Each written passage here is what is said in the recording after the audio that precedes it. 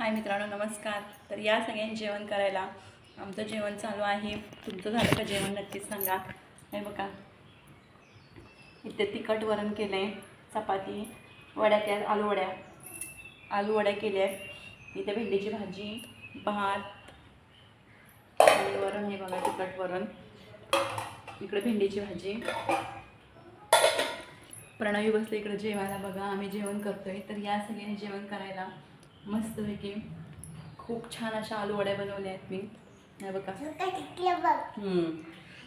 आणि प्रणवीचा झुला बघा, झोका झोका है ना, प्रणवीचा झुला.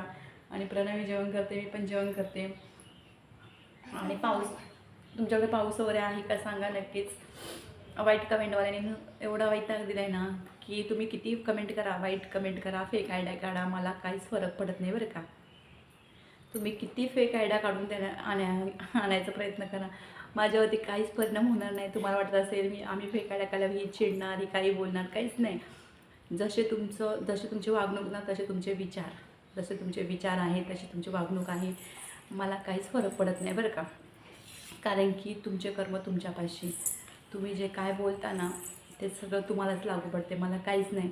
मी शांततेने सहन करते, कारण की सहन करण्याची तेवढी माझ्यामध्ये शक्ती आहे, म्हणून शांततेने सहन करते. तुमच्यामध्ये सहन करण्याची कॅपॅसिटीच नाही. जर तुम्ही स्वतः वाईट कमेंट केलात आणि मी तुम्हाला प्रत्युत्तर केलं प्रत्येक कमेंटला, तर तुम्ही चिडता. तुमच्यामध्ये सहन करण्याची शक्तीच नाही तेवढी. तुम्ही एवढ्या घाण कमेंट करता मला, तरी पण मी सहन करते. का? मला माहिती आहे मी कशी आहे आणि कशी नाही. तर तुमच्या बोलण्याने माझ्यावरती मला काहीच फरक पडणार नाही. तुमच्या बोलण्याने मी डिप्रेशनमध्ये जाणारच नाही, एवढं लक्षात ठेवा. समजलं? तुम्हाला किती नागडं नाच धिंगाणे घालायचे तेवढे घाला. माझ्या बापाचं काहीच कमी होत नाही, कारण की मी चुकत नाही तर मी चुकत नाही, एवढं लक्षात ठेवा. माझं वाईट करणारा कधीच त्याला कधीच चांगलं सुखाने जगू देत जगणं होत नाही त्याचं.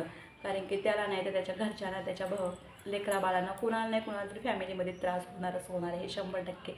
मी जेवणावरती बसले, या अन्नाची शपथ घेऊन सांगते, ज्याने मला मुद्दामून खोटा त्रास देत आहेत त्यांचं कधीच भलं होणार नाही, कधीच नाही. त्यांची परतफेड त्यांना भेटणारच, आणि ती मी नाही, त्याचे कर्म देणार त्यांना. तुमचे कर्म तुम्हाला देणार.